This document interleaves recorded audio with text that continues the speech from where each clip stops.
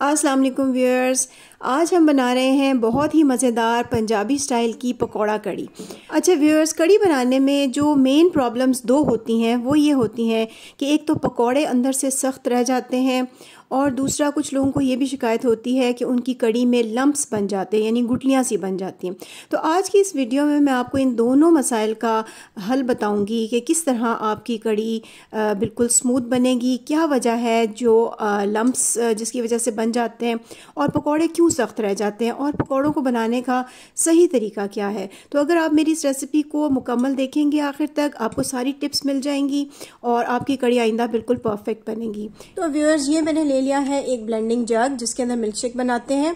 अगर आपके पास ये नहीं है तो भी कोई मसला नहीं है, आप किसी भी देगची के अंदर ये तमाम चीजें जो मैं इसमें डालूंगी डाल के मधानी के साथ मिक्स कर सकते हैं। अच्छा जी, सबसे पहले हम इसमें डालेंगे आधा किलो दही। दही की मिकदार थोड़ी बहुत ऊपर नीचे भी हो सकती है और अगर आपको थोड़ी सी खटास चाहिए कड़ी के अंदर तो आप एक दिन पुराना दही इस्तेमाल कर लीजिए। अब इसके अंदर जाएगा तकरीबन 1 गिलास पानी। इसके बाद ये है जनाब बेसन, तकरीबन 6 टेबलस्पून बेसन है ये भी डाल दिया इसके अंदर। अब मैं इसमें डाल रही हूँ 1 छोटा चम्मच नमक, 1 छोटा चम्मच लाल मिर्च पाउडर और 1 ही छोटा चम्मच हल्दी पाउडर। अब हम इस जग को तकरीबन 1-2 मिनट के लिए चलाएंगे। चलें जी, ये ब्लेंड हो गया है, ये देखें बड़ा अच्छा सा इसके अंदर एक मिक्सचर बन गया। इसको अब हम एक साइड पे रख देते हैं और अब हम अपना चूल्हा ऑन करते हैं। चूल्हे के ऊपर हम रखेंगे एक बड़े साइज का देगचा। इसमें मैं डालूंगी ये कुकिंग ऑयल, तकरीबन ये आधे कप से भी थोड़ा सा कम है। आपने शुरू में कुकिंग ऑयल थोड़ा डालना है क्योंकि बाद में हमने इस कड़ी को तड़का भी लगाना है, उसमें भी ऑयल होगा और पकौड़े जो हम इसमें डालेंगे उनका भी ऑयल थोड़ा बहुत निकल के ग्रेवी में आता है। इस ऑयल के अंदर मैं डालूंगी ये लहसुन अदरक का पेस्ट और 2 हरी मिर्चें हैं इसमें साथ कूटी हुई और ये तकरीबन 1 टेबलस्पून लहसुन अदरक का पेस्ट है और हरी मिर्चें जो हैं वो भी तकरीबन 1 टीस्पून के बराबर हैं। दो हरी मिर्चें हैं ये। इनको हम थोड़ा सा फ्राई कर लेंगे। जब हल्का सा ये गोल्डन होने लगे तो हम इसके अंदर वो ब्लेंड किया हुआ मटेरियल जो था वो सारे का सारा हम इसमें डाल देंगे। ये देखें, थोड़ा सा इसको मिक्स कर लिया और वो जग जो है उसके अंदर 1 गिलास और पानी डाल के मैं इसके अंदर डालूंगी। उससे ये होगा कि जग साफ भी हो जाएगा और ये लस्सी ये चीज है ना, ये अभी हमें पतली करनी है। अच्छा, जग तो मैंने रिंस कर लिया अच्छी तरह से, लेकिन हमें इसके अंदर तकरीबन 2 गिलास पानी अभी और भी डालना है क्योंकि इस कड़ी ने अभी काफी देर पकना है। तो इसको बहुत गाढ़ा नहीं हमने करना है, इसमें पानी होना चाहिए और पतली होनी चाहिए। अच्छा व्यूअर्स, अब यहाँ पर एक बहुत इंपॉर्टेंट पॉइंट है जो आपको मैं बताना चाहती हूँ। कड़ी में लम्प्स क्यों बनते हैं? ये जो ग्रेवी होती है कड़ी की, कुछ लोगों को ये शिकायत होती है कि जी हमारी कड़ी में गुठलियाँ सी बन जाती हैं। उसकी वजह यह है कि ये जो स्टेज है, इस स्टेज के ऊपर अभी जब बेसन कच्चा है इसके अंदर, तो आपने इस पानी को ठहरने नहीं देना। इसमें आपने मुसलसल चम्मच चलाते रहना है जब तक कि इसको पहला उबाल नहीं आ जाता। ये एक बहुत इंपॉर्टेंट टिप है जिसको फॉलो करना बहुत ही ज़रूरी है क्योंकि अगर आप इसको चलाना छोड़ेंगे ना तो बेसन नीचे तह में बैठ जाएगा और जब बेसन बैठ जाएगा और थोड़ी देर के बाद आके आप चम्मच चलाएंगे तो वो नीचे बैठा हुआ बेसन जो है उसकी गुठलियाँ सी बन जाएंगी।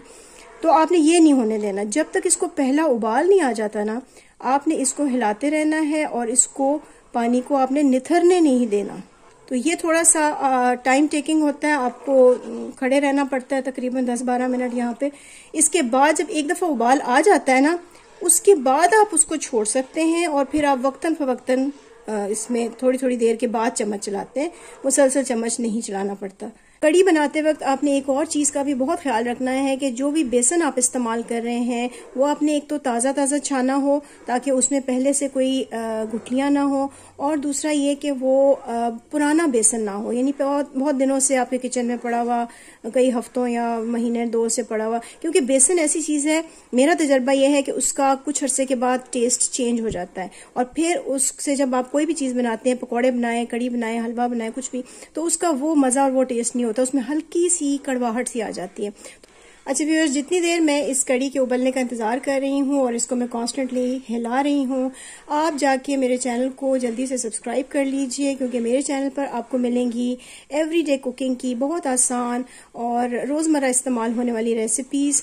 और अगर ये वीडियो आपको पसंद आ रही है तो इसको लाइक करना नहीं भूलिएगा, और अगर वीडियो कंप्लीट देखने के बाद आपको लगे कि वाकई आपको मैंने अच्छी तरह से कड़ी बनानी सिखा दी है तो अपने फ्रेंड्स एंड फैमिली के साथ इस रेसिपी को शेयर जरूर कीजिएगा। तो जनाब ये देखिए, अब इसमें ये उबाल आना शुरू हो गया है। एक दफा जब कड़ी को उबाल आ जाता है तो फिर बेसन नीचे बेस में नहीं बैठेगा और लम्प्स नहीं बनेंगे। अब ये अच्छी खासी उबल गई है। अब मैं चूल्हे को बिल्कुल धीमा कर दूंगी, हल्की आंच पे। अब मैं इसको तकरीबन 1 घंटे तक पकने दूंगी। बीच में हमने इसको भूल नहीं जाना, इसको वक्फे वक्फे से हमने आके हिलाना है, लेकिन कांस्टेंट हिलाने की जरूरत नहीं है। व्यूअर्स, कड़ी को आपने ऊपर से ढक्कन इसका बंद नहीं करना है, बंद करेंगे तो ये उबल के बाहर को गिरेगी। इसको आपने या तो ऊपर जाली से कवर कर देना है, और अगर ढक्कन रखना है तो आधा आधा सा रखना है। और अब जितनी देर ये कड़ी यहाँ पर कड़ती रहेगी धीमी आंच के ऊपर, हम इतनी देर में पकौड़े बना लेते हैं।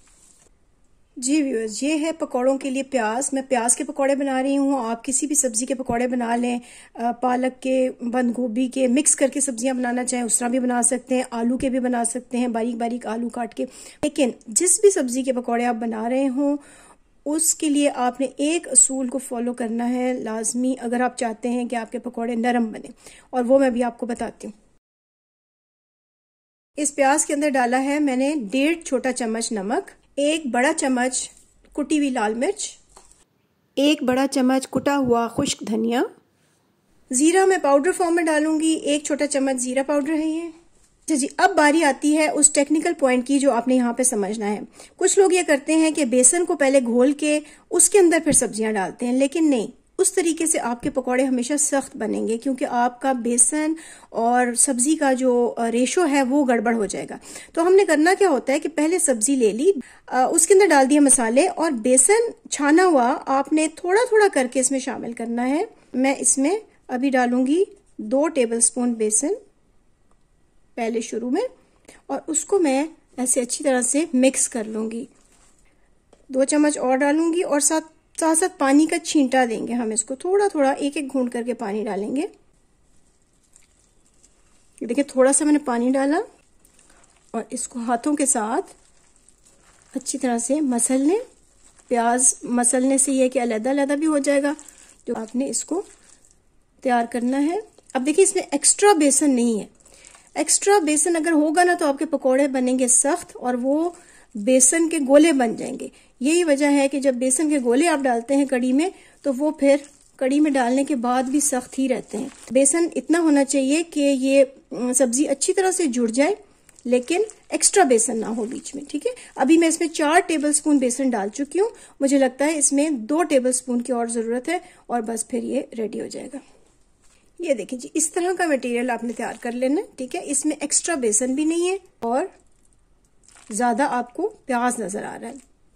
अब हम इन पकौड़ों को हम फ्राई कर लेते हैं। ये आ गई हमारी कढ़ाई, इसके अंदर हम डालेंगे हस्बे जरूरत ऑयल पकौड़े तलने के लिए। ऑयल को पहले चेक कर लेते हैं, गर्म हो गया हो तो हम इसके अंदर डालेंगे पकौड़े।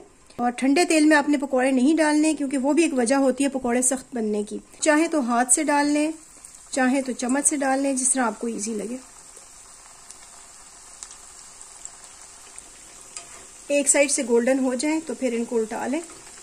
कलर बहुत ज्यादा डार्क भी नहीं करना और लाइट भी नहीं रखना। कड़ी में डालने के बाद ना पकौड़े का कलर थोड़ा सा लाइट हो जाता है, तो पहले से अगर आप लाइट रखेंगे तो वो बिल्कुल ही सफेद हो जाएंगे। चलें जी, ये वाले पकौड़े तो बन गए, ये मैं निकाल लेती हूँ। ये देखिए व्यूअर्स, इस तरह का कलर होना चाहिए आपके पकौड़ों का। जी तो व्यूअर्स, ये रही मेरी कड़ी। ये 1 घंटा पकती रही है दूसरे चूल्हे के ऊपर, और अब ये वो स्टेज है जहां पर आपने इसकी थिकनेस देख लेनी है। कड़ी को इस टाइम पे बहुत ज्यादा थिक भी नहीं होना चाहिए, क्योंकि जब हम इसमें पकौड़े डालेंगे ना तो पकौड़े इसको थोड़ा सा चूसेंगे, चूसने की वजह से ये और थिक हो जाएगी। तो आप इसकी कंसिस्टेंसी को देख लें, ना बहुत गाढ़ी हो और ना ही बिल्कुल पतली हो। और अगर गाढ़ी हो चुकी हो आपसे, अगर ज्यादा देर पड़ी रह गई थी चूल्हे पर, तो कोई मसला नहीं है, आप थोड़ा सा पानी ऐड करके उसको एक उबाला और दे दें और इसको पतला कर लें, कोई बात नहीं है। दूसरा यह है कि आपने इसमें नमक मिर्च इस स्टेज पे चख लेना है अपने टेस्ट के हिसाब से। आप थोड़ा सा नमक अगर ऐड करना चाहें, आपको कम लगे तो आप ऐड कर सकते हैं। थोड़ी सी लाल मिर्च अगर ऐड करना चाहें वो भी कर सकते हैं। तो मेरी कड़ी इस वक्त बिल्कुल ये परफेक्ट है पकौड़े डालने के लिए। ये जनाब पकौड़े गए कड़ी के अंदर, थोड़ा सा इनको मिक्स कर लिया और हमने हल्की आंच पर इन पकौड़ों को इसके अंदर तकरीबन 10 मिनट के लिए दम सा देना है। थोड़ी देर पकते रहेंगे इसके अंदर ताकि नरम हो जाए। और इस दौरान हमने एक और काम करना है और वो है इस कड़ी के लिए हमने एक तड़का तैयार करना है। तो अच्छा जी, यहाँ पर मैं ले आई एक छोटा सा फ्राइंग पैन। इस फ्राइंग पैन में डाल दिया थोड़ा सा कुकिंग ऑयल। मेरे पास तड़के वाली चीजें, ये लहसुन है, 2 जवे लहसुन के हैं, 1 छोटा चम्मच सफेद जीरा है और 3 लाल मिर्चें हैं साबुत। तो तेल बहुत ज्यादा गर्म होने से पहले ही हम ये डाल देंगे क्योंकि ये चीजें फौरन जलना शुरू हो जाती हैं। तो बहुत ज्यादा गर्म नहीं करना तेल को। पहले लहसुन डालेंगे। जैसे ही लहसुन थोड़ा सा फ्राई होना शुरू होगा तो हम इसमें डाल देंगे साथ ही जीरा। आंच आपने धीमी रखनी है यहाँ पर, और लाल मिर्चें भी साथ ही डाल देंगे। यहाँ पर आपने बहुत ख्याल रखना है, चीजें फौरन जल जाती हैं, जीरा और लाल मिर्च फौरन जलना शुरू हो जाती है। अब ये देखिए लहसुन हल्का सा गोल्डन हो गया, तो बस अब मैं उसको उतार लूंगी और हम ये तड़का अब डालेंगे कड़ी में। इसमें बुलबुले बन रहे हैं, पक रही है, पकौड़े हम डाल चुके हैं, ऊपर से हमने डाल दिया ये तड़का। वाह जी, क्या खुशबू है तड़के की, जीरे की और लहसुन की। अच्छा व्यूअर्स, अगर आपको मेथी पसंद हो, कसूरी मेथी, तो आप इस स्टेज पर इस तड़के में थोड़ी सी 1 टीस्पून के बराबर कसूरी मेथी भी डाल सकते हैं।